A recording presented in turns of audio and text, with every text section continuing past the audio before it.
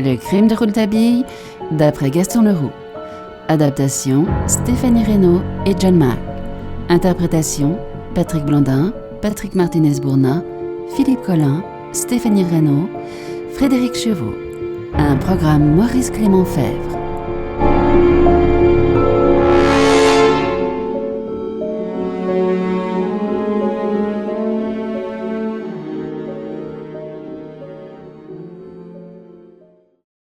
Chapitre 23.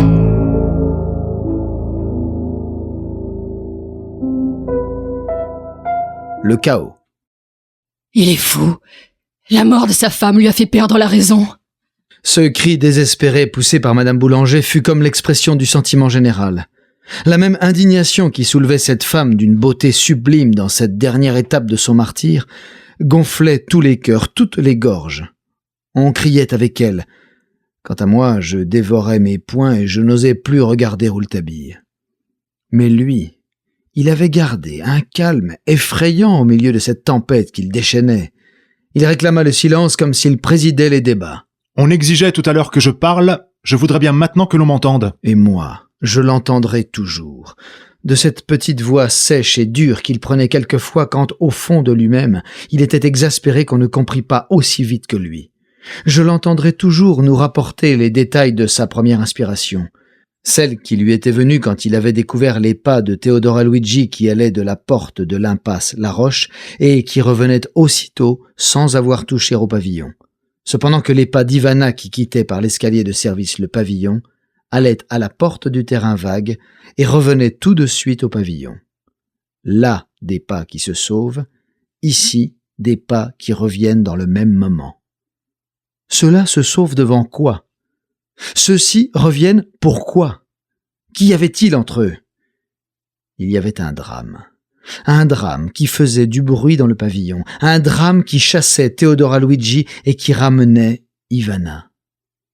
Entre ces deux personnes, il y avait donc eu d'autres, au moins deux, puisque toute idée de suicide devait être écartée, deux autres qui constituaient le drame.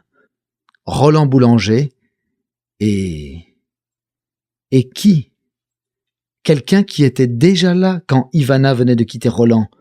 Une personne qui savait, qui devait savoir qu'Ivana viendrait ce jour-là rejoindre Roland à la petite maison de Passy. Et par qui cette personne savait-elle cela? Par Ivana elle-même. Ici. Quelques secondes, Rouletabille s'arrêta, et quand il reprit, je vous prie de croire que sa voix n'était plus sèche. Oh! Avec quelle émotion il parlait maintenant de sa femme. Messieurs, il faut que vous sachiez qui était Ivana. Mais comment parvenait-il à retenir ses sanglots? Maintenant, on pleurait pour lui, je n'essaierai pas de reproduire les termes avec lesquels il retraça le caractère sacré de sa femme, le culte scientifique qu'elle avait voué à l'œuvre de Roland Boulanger, le dévouement avec lequel elle s'était prêtée au jeu dangereux pour tout autre que pour elle, auquel l'avait supplié de condescendre Madame Boulanger. Il s'agissait de sauver Roland de Teodora Luigi. Qui pourrait dire jusqu'où peut aller le rêve moitié mystique, moitié romantique d'une femme comme Ivana? Elle ne faisait rien que d'accord avec Madame Boulanger. Elle ne souriait au professeur qu'avec la permission de Madame Boulanger. Elle n'alla chez le docteur Schall que parce que Madame Boulanger l'y conduisit. Et elle ne serait jamais allée une fois, une seule, dans la petite maison de Passy, si Madame Boulanger n'y fût venue elle-même. Messieurs, le lendemain de ce jour fatal, nous devions partir pour un long voyage. Le jeu terrible allait prendre fin. Depuis longtemps, je l'avais exigé. J'en avais moi-même fixé le terme. Avant ce dernier adieu, Roland Boulanger a dû supplier ma femme de lui accorder son dernier rendez-vous avec toutes les paroles de folie et toutes les menaces de suicide dont il était capable. Ivana s'est réfugiée dans le sein de Madame Boulanger. Que s'est-il passé entre ces deux femmes?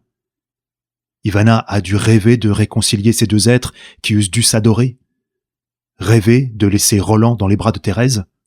Hélas, ne croyait-elle point avoir accompli son sublime mais dangereux programme quand elle s'arrêtait soudain dans le jardin de cette maison qu'elle fuyait et qu'à ses oreilles épouvantées arrivait le bruit des détonations? Le bruit que faisait le drame là-haut. Brave, généreuse, folle Ivana. Tu courus au danger. tu arrivas pour voir tomber sous les coups d'une femme, outragée peut-être dans son suprême espoir, pour voir tomber celui pour qui tu avais fait le sacrifice de notre repos, et pour qui tu allais faire celui de ta vie. Car, comme tu voulais lui arracher sa proie, cette femme t'a frappé. À cette évocation qui me parut celle d'un halluciné à ce que nous croyions être une imagination folle de son désespoir, Rouletabille ne parut plus se posséder. Et nous ne pûmes que le plaindre en l'entendant proférer des accusations sans suite, des mots qui n'étaient plus que des cris. Elle t'a frappé avec une joie sauvage, car cette femme qui disait t'aimer comme une sœur était atrocement jalouse de toi, plus encore qu'elle ne l'avait été de Teodora Luigi. Cette femme avait fait un rêve monstrueux, te faire tuer, te faire assassiner par Teodora Luigi, car c'est elle qui avait envoyé à Teodora Luigi cette lettre imitée de l'écriture de son mari, pour la faire accourir à l'heure du rendez-vous à la petite maison de Passy. Et Teodora ne venant pas, Thérèse a eu sa morte. Elle a eu ses morts quand même. Car cette femme qui se disait tout amour, et que l'on disait tout amour était toute haine. Son mari, elle avait calculé sa perte, je dis bien calculé, depuis longtemps. Messieurs, cette femme avait rêvé l'échafaud pour Roland Boulanger. C'était du délire. Madame Boulanger avait poussé un cri terrible et se trouvait mal. Le président suspendit la séance. Chapitre 24.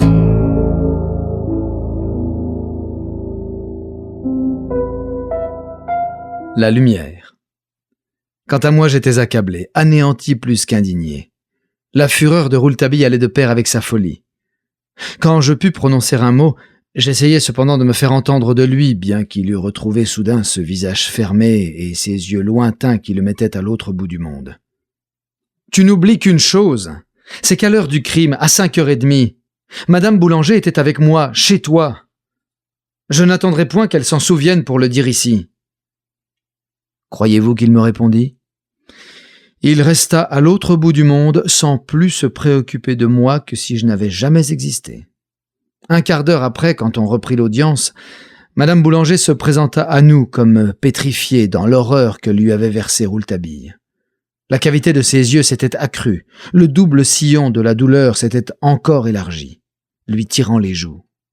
Sa beauté, en un instant, était détruite. Un grand sentiment de pitié l'entoura, car bien que l'on commençât à soupçonner qu'elle avait été beaucoup plus mêlée au drame qu'on ne l'avait cru jusqu'alors, on ne pouvait ajouter foi aux divagations de Rouletabille.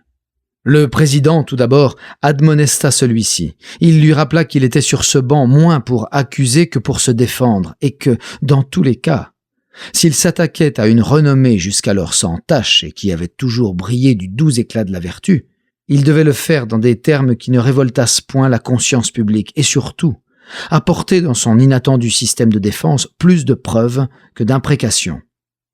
Rouletabille inclina la tête en signe qu'il avait compris et reprit la parole sur un ton doux et mesuré qu'il n'aurait jamais dû quitter. « Messieurs, mon ami Sinclair me rappelait à l'instant qu'à l'heure du crime, 5h30, Madame Boulanger se trouvait avec lui, chez moi, dans mon salon. C'est bien cette coïncidence de l'heure du crime, sur laquelle tout le monde est d'accord maintenant, et de la présence de Madame Boulanger à mon domicile qui, dans le moment que je cherchais le 4e personnage nécessaire au drame, tel que je le concevais après mes investigations, m'empêchait d'entreprendre celui de Madame Boulanger, me le barrait en quelque sorte. Et je me rappelais l'insistance avec laquelle, sans en avoir l'air, Madame Boulanger nous avait fait constater l'heure à ma pendule. Cela, déjà, ne me parut point naturel. D'après ce que m'avait dit mon ami Sinclair, c'était lui qui était arrivé le premier dans mon salon. Et il avait entendu Madame Boulanger sonner à la porte de l'appartement. Le domestique avait ouvert à la visiteuse dans la pièce où mon ami se trouvait. Sinclair ne l'avait pas quitté. En principe, je devais abandonner l'idée que Madame Boulanger aurait pu se créer un alibi en retardant ma pendule d'une demi-heure. Je dis en principe. Mais non, car je découvris que la chose avait été tout à fait possible. Une enquête auprès de mon domestique m'apprit que Madame Boulanger était venue chez moi 5 minutes avant l'arrivée de Sinclair, avait été introduite dans le salon, puis était sortie de chez moi en annonçant qu'elle allait revenir.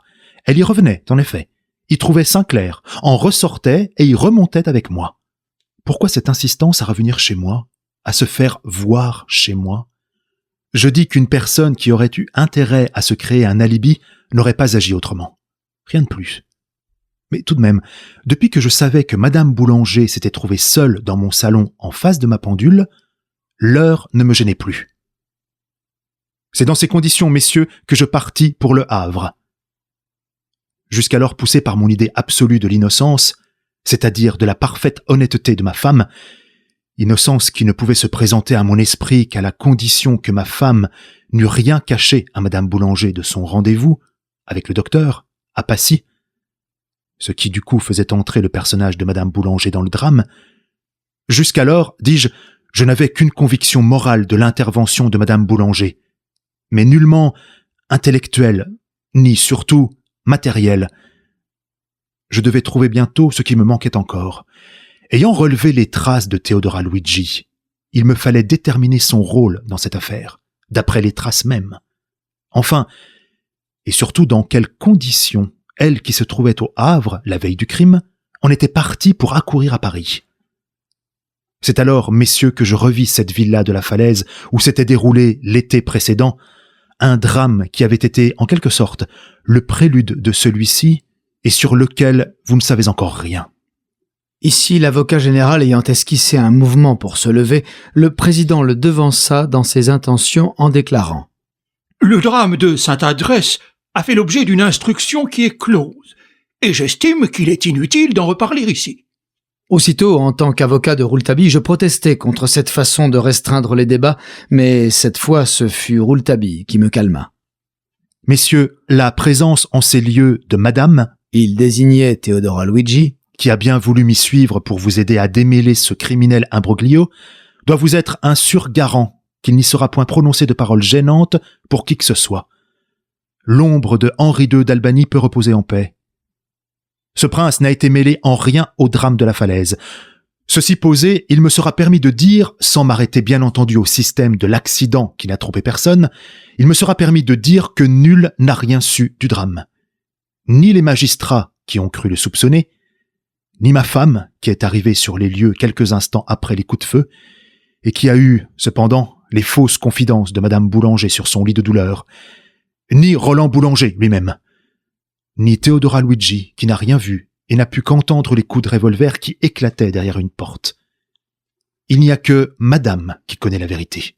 Le doigt de Rouletabille montrait cette fois la statue qu'était devenue Madame Boulanger. Madame et moi. Messieurs, lors de mon retour à Paris l'automne précédent, après le drame de la Falaise, j'avais déjà découvert que l'auteur du crime ne pouvait être Henri II d'Albanie. Pour cette raison, entre autres, que le revolver qui avait servi à frapper Madame Boulanger avait été acheté quelques jours auparavant chez un armurier du Havre, par Roland Boulanger lui-même. Et j'étais revenu avec cette idée que c'était peut-être Roland Boulanger qui avait frappé sa femme, laquelle, plus sublime que jamais, lui avait pardonné.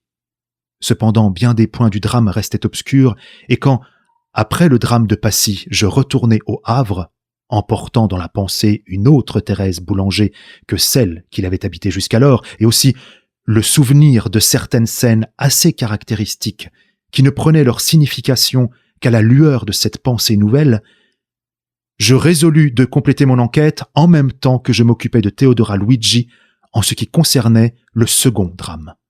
J'eus la chance de tomber à Trouville sur le valet de chambre de Roland Boulanger, Bernard, qui était venu, sur l'ordre de Madame Boulanger, chercher quelques objets dans la villa de Deauville. J'étais déguisé, il ne me reconnut pas. Et je mis la conversation sur le drame de la Falaise. Il y avait une phrase qui me trottait dans la tête depuis que je l'avais entendue quelque temps après le drame. En traversant la villa de Deauville, Roland Boulanger disait alors à Bernard « Que voulez-vous, Bernard, si ce revolver est perdu, tant pis, j'en serai quitte pour en acheter un autre, et laissez-moi tranquille avec cette histoire-là. »